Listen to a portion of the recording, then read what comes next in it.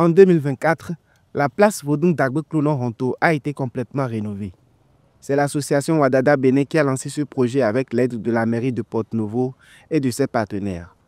Cette rénovation n'est pas qu'un simple coup de peinture.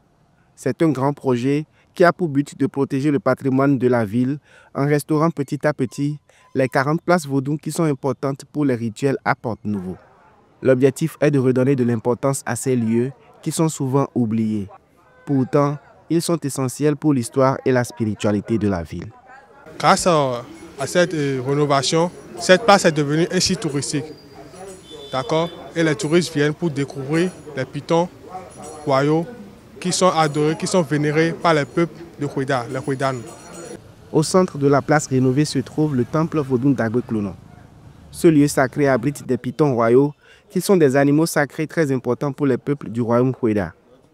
Le temple est aussi un lieu de transmission de connaissances anciennes.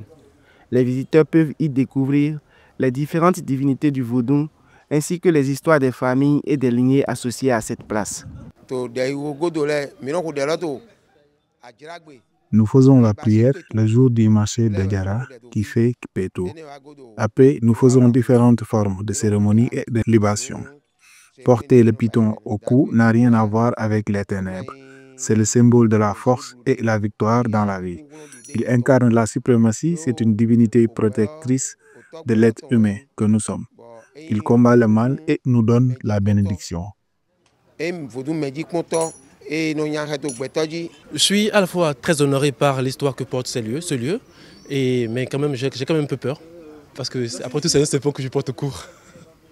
Alors, je suis très fier d'être béninois, très fier de ces jours que nous passons à honorer l'histoire et toutes les divinités de Porto-Novo, également ceux de l'étranger qui viennent également être exposés ici. Depuis sa rénovation, la place Dagbe Clonon est redevenue un lieu important où les traditions locales rencontrent des visiteurs venus d'ailleurs. D'ici décembre 2025, un musée international des arts et civilisations Vodun ouvrira à Porto-Novo. Les travaux touchent à leur fin, avec bientôt l'inauguration de la statue du roi Tofa Ier rénovée.